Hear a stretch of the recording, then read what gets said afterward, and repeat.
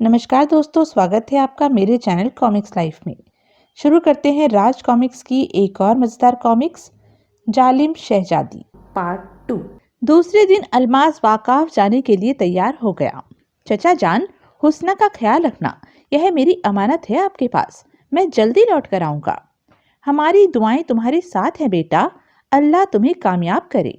दिन भर सरपट घोड़ा दौड़ाते हुए अलमास रास्ता भटक गया और जंगल के एक फकीर की झोपड़ी के निकट पहुंचकर वह फकीर से संबोधित हुआ। बाबा, वाकाफ जाते हुए मैं रास्ता भटक गया हूँ। रात भर के लिए पनाह चाहता हूँ। बेटा, फकीर की झोपड़ी और खुदा के घर के दरवाजे सबके लिए खुले हैं। आओ बैठो। फकीर के पास रात भर विश्राम करके अगले दिन अलमास जाने लगा तो फकीर ने उसे एक चमत्कार दिखाया। या खुदा, रहम कर, इस बच्चे की मुश्किल आसान कर। सी मूर्ख। धुएं के बादल हटे तो घोड़े की जगह एक सी मूर्ख वहां दिखाई देने लगा। बाबा, मेरा घोड़ा। बेटा, वाकाफ का रास्ता बड़ा मुश्किल है। रास्ते के सातों समुद्र तुम्हारा घोड़ा पार नहीं कर सकता था। यह सी मूर्ख तुझे वाकाफ पहुंचा देगा और वापस भी ले आएगा। जब तू वापस आएगा तेरा घोड़ा तुझे मिल जाएगा। मैं आपका एहसानमंद हूँ बाबा। दूसरे ही क्षण अलमास सी मूर्ख की पीठ पर चढ़ गया और सी मूर्ख हवा से बातें करने लगा। मैं जल्दी लौट कर आऊंगा बाबा। खुदा तेरा सफर और मुश्किलें आसान करे बेटा। ऊंचे ऊंचे पहाड़ों और रेगिस्तानों को पार करता हुआ अलमास सी मूर्ख की पीठ पर उड़ता रहा। रास्ते के भयानक सातों समुद्रों को उसने पार किया और एक दिन थका हारा वह वाकाफ शहर में जा पहुंचा। मेरे लिए यह शहर अजनबी है। मुझे यहाँ पहले किसी से दोस्ती करनी होगी। तभी एक अमीर आदमी ने उसे रास्ते में रोका। वाह, कितना खूबसूरत सी मूर्ख है। इस शहर में तुम अजनबी लगते हो दोस्त। इसे बेचोगे? नहीं, यह बिकाऊ नहीं है, पर मैं तुम्हारी दोस्ती कबूल कर सकता हूँ। मुझे तुम्हारी दोस्ती मंजूर है अजनबी। मेरा नाम फारूक शाह है। यहाँ के शाही खानदान में मेरी बहुत पहुँच है। मैं बादशाह लाल पोश का छोटा बेटा अलमास हूँ। यहाँ घूमने आया हूँ। दोनों में दोस्ती हो गई। फारूक शाह ने अलमास की बहुत खातिर की। एक दिन, यार फारूक, यहाँ के बादशाह का नाम सनोबर है। क्या तुम बता सकते हो कि यह गुल कौन है और उसने बादशाह के साथ क्या किया था? खबरदार, यह सवाल फिर कभी जुबान पर मत लाना अलमास, वरना मुसीबत में पड़ जाओगे। ऐसा क्या है इस सवाल में? मुझे नहीं मालूम। इसका जवाब यहाँ का बादशाह सनोबर ही जानता है। तुम शायद नहीं जानते कि इस सवाल को करने वाले का यहाँ सिर काट लिया जाता है। ओह, फिर तो कान पकड़ता हूँ। फिर कभी यह सवाल जुबान पर नहीं लाऊंगा। वैसे इस सवाल का जवाब यहाँ सभी जानना चाहते हैं। तुम कहो तो मैं तुम्हें बादशाह तक पहुँचा सकता हूँ। अगले दिन फारूक शाह एक अमीर सौदागर के रूप में अलमास को दरबार में ले गया। आओ फारूक शाह, कैसे हो? इस बार बहुत दिनों के बाद आना हुआ। हुजूर, मैं परदेश चला गया था तिजारत के वास्ते।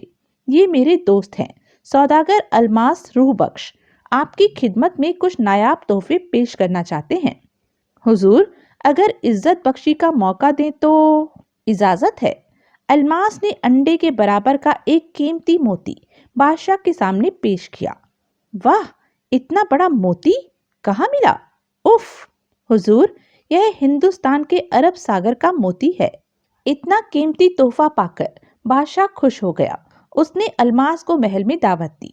वाह, तुम्हारी बातें तो कमाल की हैं सौदागर। आज से हम तुम्हें अपने खास दोस्त का दर्जा देते हैं। इज्जत अफजाई का शुक्रिया हुजूर। मैं तो आपका गुलाम हूँ। नहीं, तुम हमारे दोस्त हो।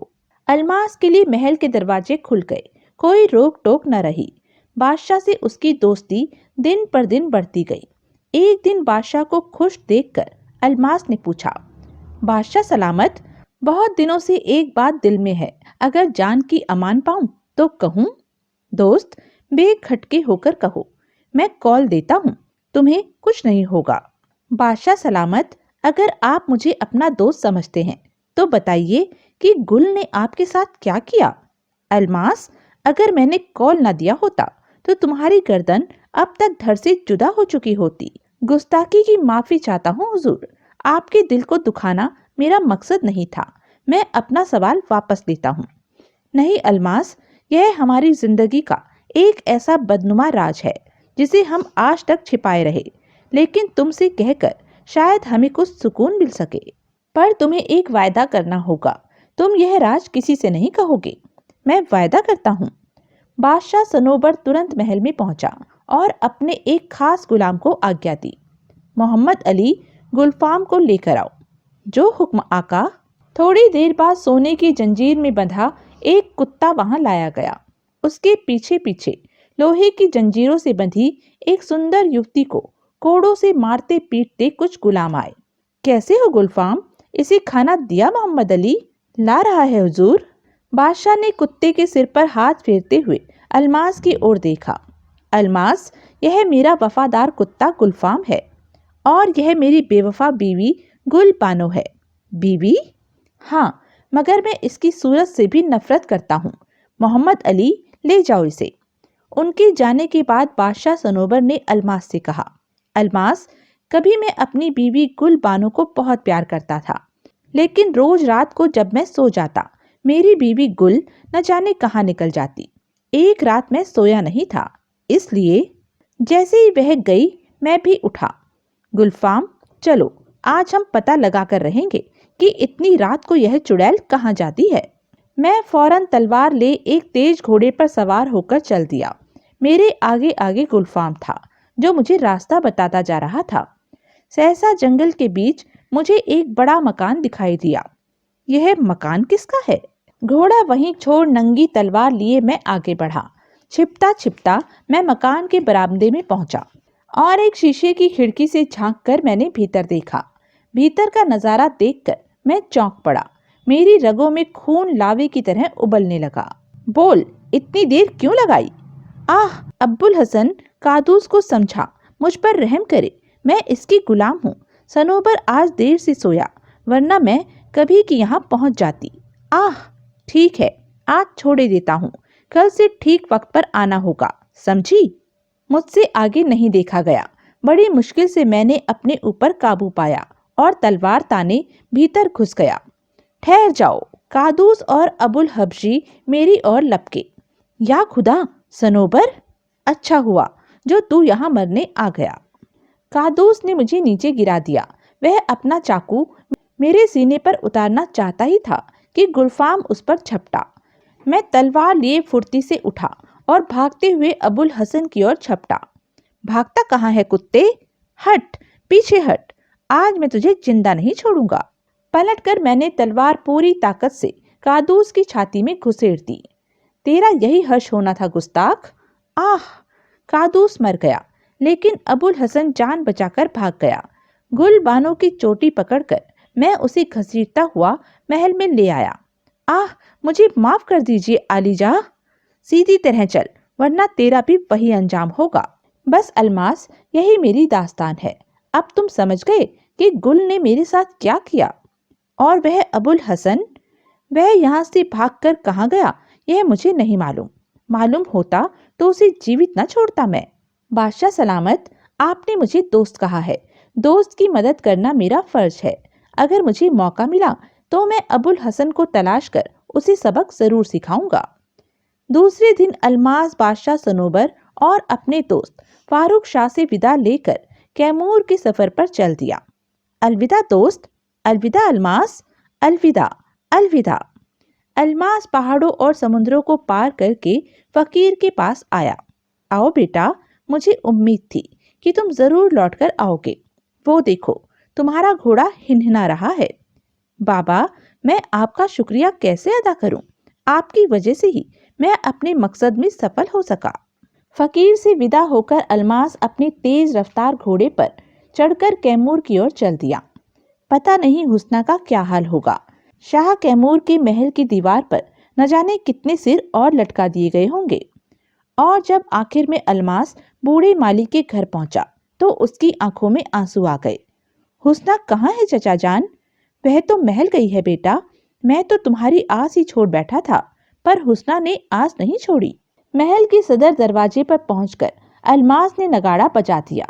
लो, एक और आ गया मरने। आह, कितना सजीला और खूबसूरत नौजवान है। ए, बंद करो, चलो तुम्हें महल में बुलाया है। अलमास को पहले शाह कैमूर के सामने पेश किया गया। शहजादे, किले की दीवार पर तुमने सैकड़ों नौजवानों के कटे सिर देखे, फिर भी तुम्हें डर नहीं लगा? अभी भी वक्त है, सोच लो।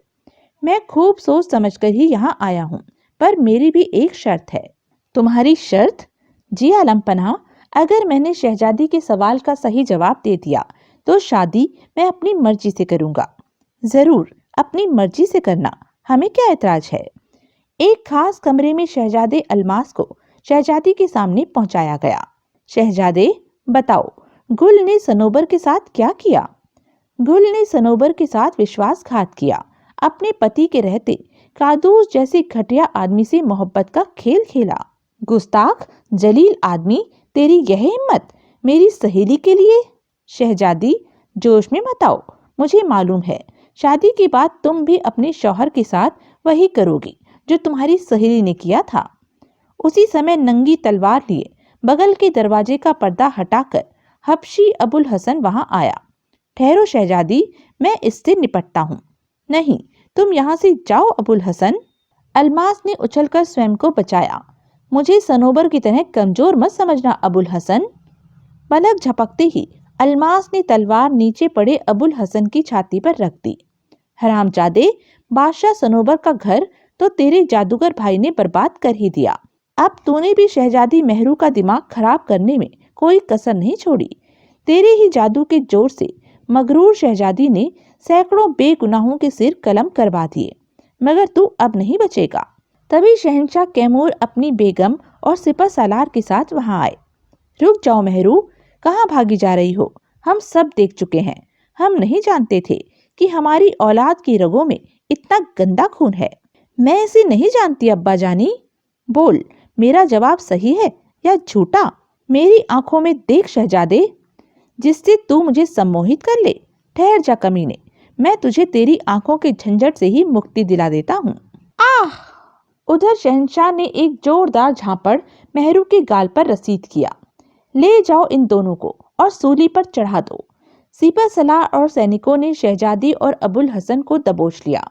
अब्बा जानी, मुझे माफ कर दो, यह अबुल हसन कोई जादूगर है, मैं इसे नहीं जानती। चलो। अपनी बेटी की जान बख्शी के लिए बेगम ने बादशाह कैमूर के कदम थाम लिए। रहम आलम पनाह, मेरी बेटी को माफ कर दीजिए। नहीं मलिका आलिया, शहजादी मेहरू ने सैकड़ों बेकसूर लोगों के खून से अपने हाथ रंग कर अपने गुनाह को माफी के काबिल ही नहीं छोड़ा। शहंशाह कैमूर अलमास के पास आए।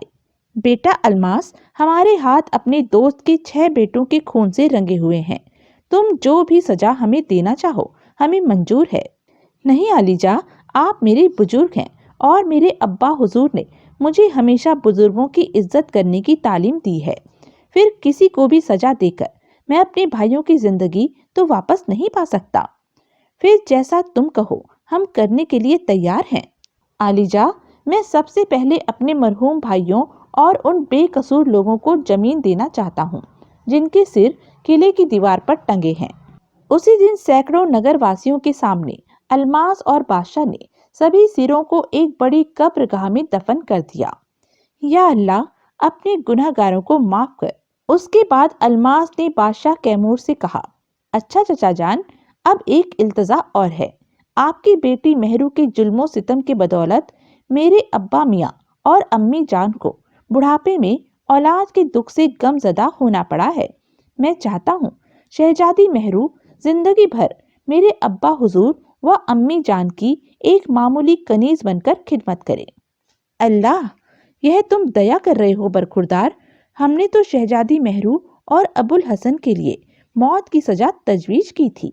चचा जान, मेहरू खतावार है बेशक, मगर जिंदा रहने का उसे एक मौका और अता फरमाया जाए, क्योंकि बेगुनाह शहजादों के सिर कटवाते हुए वह अपने होशो हवास में नहीं थी। वह अबुल हसन की आंखों के जादू में गिरफ्तार थी। ठीक है बरखुरदार, हम तुम्हारे भाइयों की मौत की खतावार हैं और अब हमारी बेटी मेहरू की जिंदगी तुम्हारे हवाले है। महल से लौटकर अलमास हुस्ना के पास आया। बाबा, अब तो हुस्ना का हाथ मांग सकते हैं हम। बेटा, वह तो तुम्हारी गुलाम है। नहीं बाबा, हुस्ना शहंशाह शमशाद लाल पोश की घराने की बहू है। हम इसे अपने साथ बड़ी शानो शौकत से ले जाएंगे। घर लौटने से पहले अल्मास हुस्ना के साथ एक बार फिर सनोबर के पास वाकाफ पहुंचा और उसे सारा हाल बताया। दोस्त अल्मास, तुमने अपना वादा पूरा किया, आज मैं बहुत खुश हूँ। मैं भी। सनोबर ने कई दिन तक अल्मास और उसकी बेगम की तहे दिल से खातिरदारी की। दोस्त, अगर सच्चे दिल से कोई अपने गुनाह को मान ले तो उसे माफ कर देना चाहिए। तुम कहना क्या चाहते हो दोस्त? अल्मास ने बताया, मैं चाहता हूँ तुम अब भाभी जान को माफ कर दो। उन्हें काफी सजा मिल चुकी है। वैसे भी कादूस मर चुका है। उसके जादूगर भाई अबुल हसन को भी बादशाह कैमूर ने फांसी की सजा सुना दी है और अबुल हसन की जादुई आंखें मैंने पहले ही तलवार की नोक से फोड़ दी थी। क्या मतलब? हम तुम्हारी बात समझे नहीं अल्मास। दोस्त मेरे, कादूस और अबुल हसन दोनों भाइयों की आंखों में किसी को भी वश में कर लेने वाली अद्भुत शक्ति थी। अगर तुम्हारी बीवी गुल और बादशाह कैमूर की शहजादी मेहरू का कोई दोष था तो यह कि इन बदनसीबों पर उन दोनों जुल्मी भाइयों का जादू चल गया था। इसलिए भाभी जान को तुम माफ कर दो। ठीक है अल्मास, मैं गुल को माफ कर दूंगा। बहुत अच्छा करोगे दोस्त। यदि कोई बुरा है तो हमें उसे संभलने का मौका जरूर देना चाहिए। मैं भी शहजादी मेहरू के लिए अपने अब्बा हुजूर से रहम की दरख्वास्त करूंगा। मेहरू ने मेरे 6 भाइयों के सिर उनके धड़ से जुदा करवाए हैं। उसके लिए कोई भी फैसला मेरी अम्मी और अब्बा हुजूर ही कर सकेंगे। अल्बास की बातें सुनकर सनोबर ने गुल को माफ कर दिया। आह, आपने मुझे माफ कर दिया मेरे सरताज। उफ, आज मुझ जैसा खुश नसीब कौन होगा इस दुनिया में। शहजादा अल्मास हुस्ना और दासी बनी शहजादी मेहरू को साथ लेकर जब अपने वतन पहुंचा तो बादशाह लाल पोश ने अपने बेटे और बहू को सीने से लगा दिया। बहू बहुत सुंदर है बरखुरदार, हम आज बहुत खुश हैं। तुमने मगरूर शहजादी का सिर हमारे कदमों में झुकाया और अपने भाइयों की मौत का पूरा इंतकाम लिया। सच बहुत खुश हैं हम। और इस मगरूर शहजादी को अभी कुछ दिनों कनीज बनकर ही रहने दो। जब हमें यह महसूस होगा कि इसकी खता बख्श दी जाए तो हमारे जिगर के टुकड़ों की बेवा के रूप में तमाम उम्र खुदा की इबादत में बिताने के लिए इसी महल में उचित स्थान अता किया जाएगा। खुदा का कहर किसी जालिम सितमगर को नहीं बख्शता। मगरूर की गुरूर से तने सिर को ताकत और सियासत के ताज से बेदखल कर खुदा कब खाक में मिला देगा कोई नहीं जानता। मगरूर का गुरूर हमेशा चूर चूर हुआ करता है। तो यह थी राज कॉमिक्स की एक मजेदार कॉमिक्स। ऐसी ही मजेदार कॉमिक्स के लिए बने रहें मेरे साथ। और हाँ, मेरे चैनल को लाइक, शेयर और सब्सक्राइब करना ना भूलें। धन्यवाद।